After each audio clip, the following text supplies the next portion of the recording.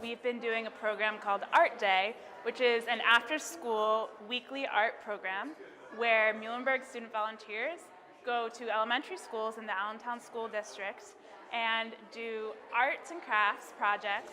My painting is that I draw a two-person with a heart, and I draw a werewolf, and then I draw a flag.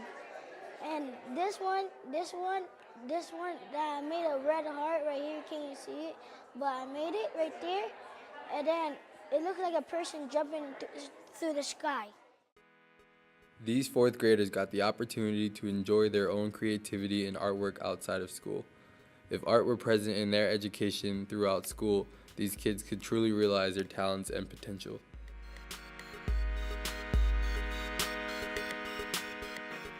In the summer of 2013, the Allentown School District announced major cuts to art class, gym class, and library instruction.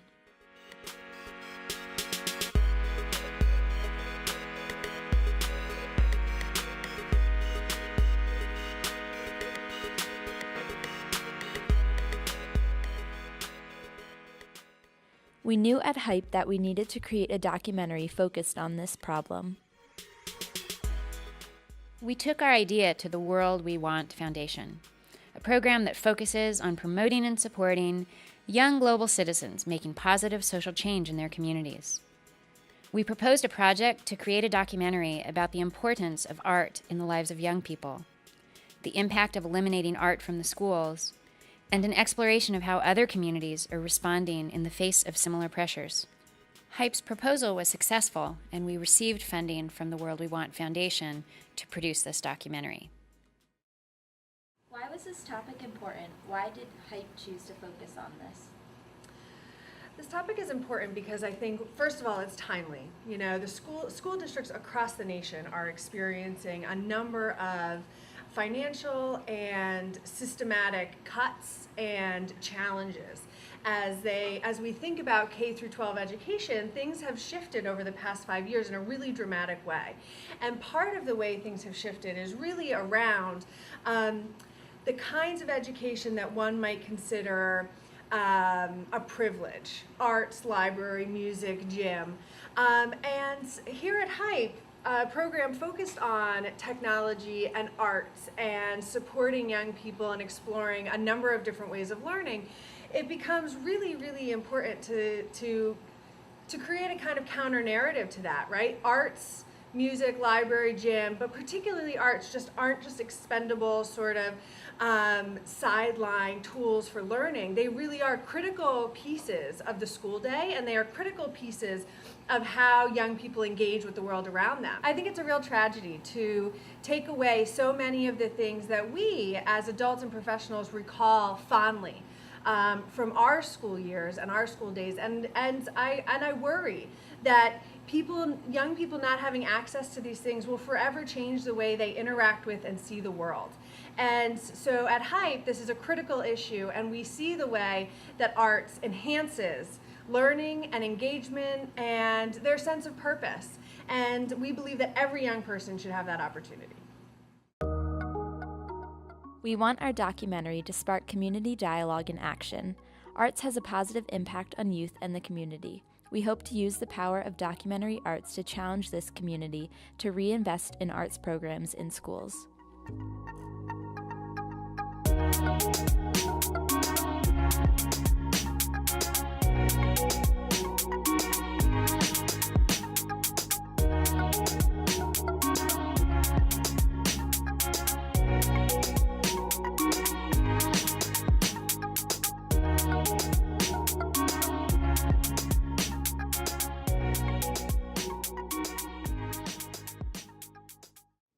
In 2011, the Allentown School District started suffering from budget cuts, primarily in the arts.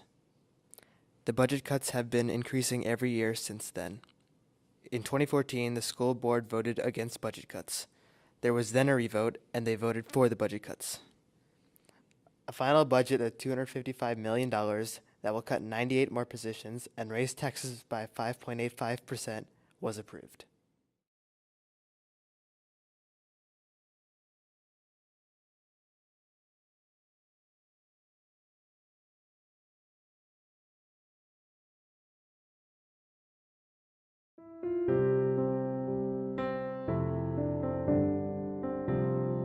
It is a rainy day in the Allentown School District, but the sun will come out again if we do the right things. This short video will provide you with a broad overview of the economic state of our district and not the academics. We also will explain the path to a better day. We do one thing: we empower students for life. We prepare students to be confident citizens who contribute to our collective society. We prepare them to graduate and to obtain the best jobs available or attend the best colleges. We accomplish this one thing in a cost-effective manner. In spite of our efficiencies, however, we continue to lack adequate funding for our children's needs. These needs go well beyond the 3 R's, reading, writing, and arithmetic.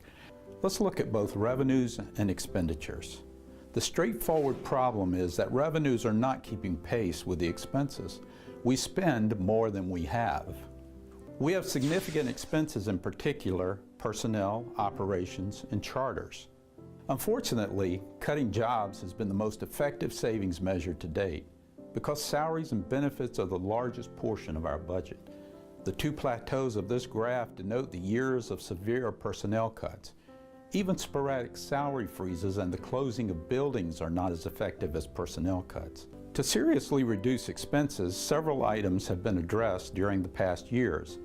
We realized a total of about $77 million in one-time and repeated savings during the past 4 years, including 366 positions, resulting in approximately $46 million in repeated savings through 2014, changing school start times, resulting in a repeated savings in transportation through 2014 of just under $3 million, reduced all district level and school budgets by 20% for a repeated savings of about $5.4 million, and restructured our debt at a one-time savings of $4.8 million. In spite of these reductions and others, our forecast for our fund balance is 0 by next year and a substantial deficit accumulating through the next few years. We are not alone. Our urban cousins around the state also are economically strapped. We have important advantages, however: our people and our history of good financial management. Careless management did not bring us here. Economic circumstances beyond our control did. Hence, we are positioned better than our cousins to match our spending with our revenues. To avoid dire consequences, however, we must right-size our district. We cannot equivocate. Recovery is essential, but it is not easy. If we do as we must, we can emerge from this difficult period in our history to regain our economic balance and enjoy sunny days again. Though cuts are happening in our hometown, it is important to note that similar problems are happening on a national basis. We researched other districts in our country to see how other communities are dealing with similar problems. Sue Pesanowski-Brown, who is now being laid off after 10 years of teaching art classes at Fratney, says that students will be missing out on essential learning processes due to further reductions in public school arts programs across the country. That people acquire information in different ways, and the cuts over the years have narrowed the field of how children can be successful.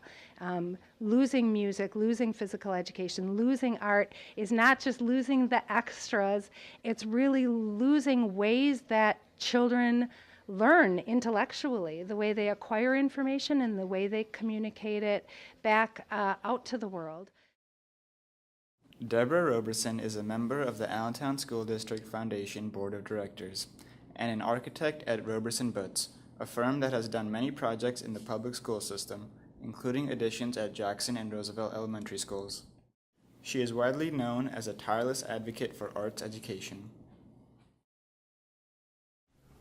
What do you think students feel about art in their schools? I think 99.9% of students love having access to art in their schools. Art can, if you're a high school student, art can be a release. It can be something relaxing that you do as opposed to all your really difficult studies. It can also be something that you control, and there's so few things you have control of in school. It can be something that's just yours, or it can be something you share I think kids really need that outlet. Having access to art is a critical part of having a well-rounded education. The impact art has on academics, on good citizens, on moral character it's tremendous. Art is absolutely not a luxury. I think it's an essential part of public education, and that if we no longer think as a nation, as an educational community, that we can not afford to have art in school, then I think that's a tremendous problem, and the impact that it's going to have long term on the kinds of children we're educating is going to be really significant in a really negative way. Rosemary Gessick is an artist and art teacher in Allentown. She teaches art at the Baum School of Art and has been an artist in residence at several Allentown schools.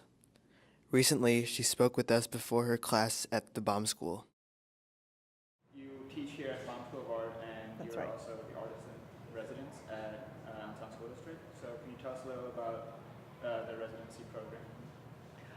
Well, it's a wonderful supplement to art education that we so sorely need in the area. Deborah Robeson with the Allentown Art School District Foundation, and also I work with Kathy Odorizzi over at the Allentown Art Museum. Their groups have spearheaded sort of a grassroots efforts to come into the area and supplement the arts. And I think I've been working with them about 3 years now. And what's nice is that it's a nice variety of things too. It's because I'm a muralist also, so we even do murals in the school and many opportunities that the students would not normally have. If you have an interest and then you get to see professionals actually showing you how to even be better, that's what I try to do. I try to mentor students and open possibilities for creativity. So and I went to undergraduate in Moravian College. I went to University of Arizona for grad school, so I have a lot of background with technique and teaching them. And that's what I try to give them, that wonderful experience. Art it's much more than just, I'm just coloring or doing this. It's a lot of decision making and sort of hand-to-eye coordination, and because like people say, oh, it's so relaxing to do art. It is, but on the other hand, you're really activated and you're thinking and you're learning all new possibilities. And I think it spills over to everything in general. And what I was usually what I say too is it's so wonderful to get students at an earlier age, because they're still open to things and they're showing you your work. Here at Baum School, we have after-school programs that are scholarship programs. Neighborhood kids come from all the schools, and because sometimes they don't get enough in their school, but it's nice we could supplement it, and through the foundation we do it. But they're at this age where everything's possible, and they're really into it. A lot of times, if I notice that if children don't maybe feel comfortable by the time they're 11 or 12, sometimes they feel like, oh, I can't draw realistically, maybe I shouldn't do it, and that's not what it's about. It's about creativity. And if you get them early enough, I think a lot of them will continue on with it too. So I think that's very important. I know the core group is very important, the STEM group and everything like that, very important. Sciences, math, but I just think, I always like to think of like Leonardo da Vinci. I use him as a mentor. My favorite mentor is Paul Cézanne, though. I use him all the time, but for color. But da Vinci, it's the sciences, it is the arts, to be well balanced so that it's not only the left brain, but also the right brain. That's what I would love to see, a balance so that music is included and of course art, along with a nice, well-balanced thing. So it's not too much of one thing or too much of the other, John Roylance is an art teacher at William Allen High School. He is also currently serving as the art director. He is an artist, potter, and community participant in arts events and programs, such as the 8x8 event held by the Allentown Academy of the Arts. Well, in the district in Allentown, The high school classes haven't really been modified too much. We've been pretty lucky. But down at the elementary school level, they've been close to decimated. They've lost a lot of teachers. Students get very little art experience or music. Libraries have been cut. There's a lot of cuts in the elementary area. Middle school, we've also lost some teachers. So I would say generally the high school level's been okay, but elementary and middle school, not so good. And that leads to other issues as far as what are those kids bringing up to the high school? What haven't they gotten that we're going to need to talk about when they show up at the high school? So it's a problem district-wide, not just for the elementary kids. Do you have a story about how art has impacted a student? Sure, I have a lot. Being a teacher for a long time, I have a lot of stories like that. Most recently, just this year, there's a thing called the Scholastic Art Awards. It's a national competition, and one of my students submitted a nice large drawing, and she won a National Gold Award and was invited to Carnegie Hall for the ceremony, and really didn't change her, but it at least gave her the acknowledgement that she deserved for being such a great artist, you know. Other than that, lots of students have come through our programs and moved on to college experience and careers in the arts, so it's been good for many of our students. I think first and foremost right now in Allentown, it's a funding crisis. I think there's no real equitable distribution of funds throughout the state, and so our district is getting hit real hard, and so we're making cuts that other districts don't. So as far as changing the situation, I think we need to change the way the schools are funded. So, for example, a district outlying, say maybe Parkland or Emmaus, a couple of years ago, they were worried about losing their driver's ed teacher. Well, we're losing 200 teachers district-wide. I mean, there's something not fair. There's not a level playing field there, and I don't have the answers, but I think it's definitely a financial problem. Since the cuts in Allentown School District happened in 2011, the city of Allentown, the smaller communities, and individuals have been affected. If this trend continues, arts will be erased from our public schools.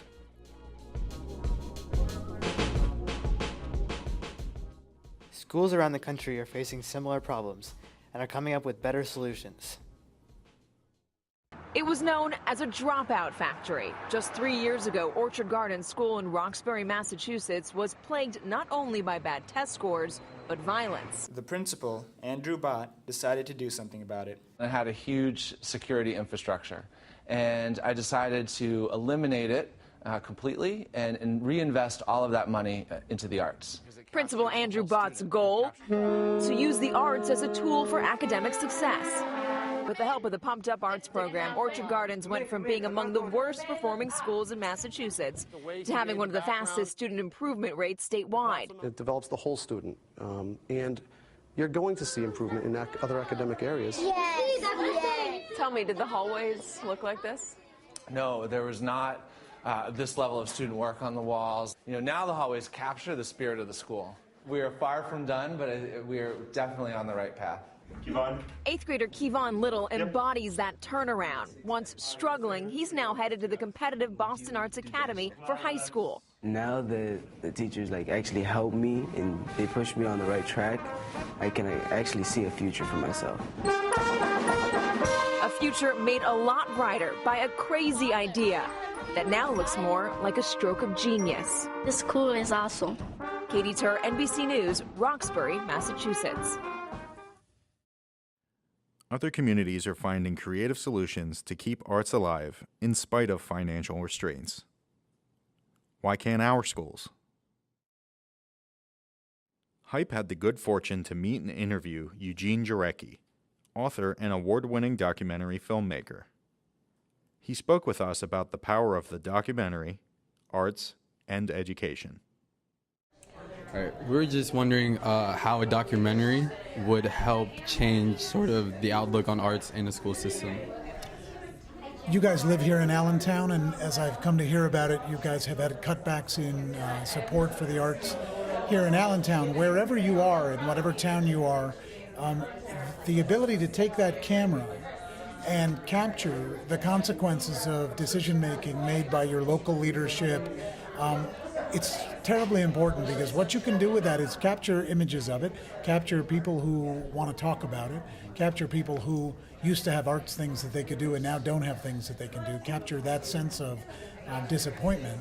And you can then cut that together, edit it together, as you guys are, I'm sure, learning to do, and put it together into something that people can watch. And you can then put that out not only over the internet, but you can get it to the groups that would want to sort of mobilize about this. So, I mean, I've helped over many years while I've been a filmmaker. I've helped with something called the Educational Video Center in New York, which is a group that teaches young people a lot like yourselves to work with cameras and movie equipment to put together their own movies and capture images from the world they live in. So that's an arts program I've been directly involved in.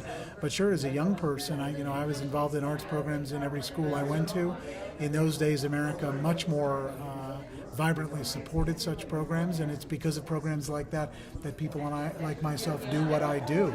I learned to love the theater arts at college, and I learned to love theater arts in high school. And if those arts programs had been cut back, I would have been just left to drift, and I don't know what my life would have been. So I sit here before you as somebody who benefited tremendously from those kind of programs. And in most situations in life, things are complicated, and it's not easy to arrive at the right answer, and your movies should properly reflect where the challenges are.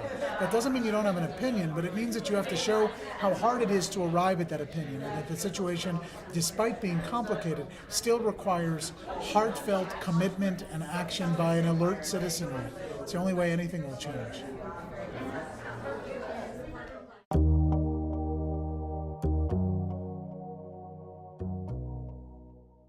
What direction do we choose?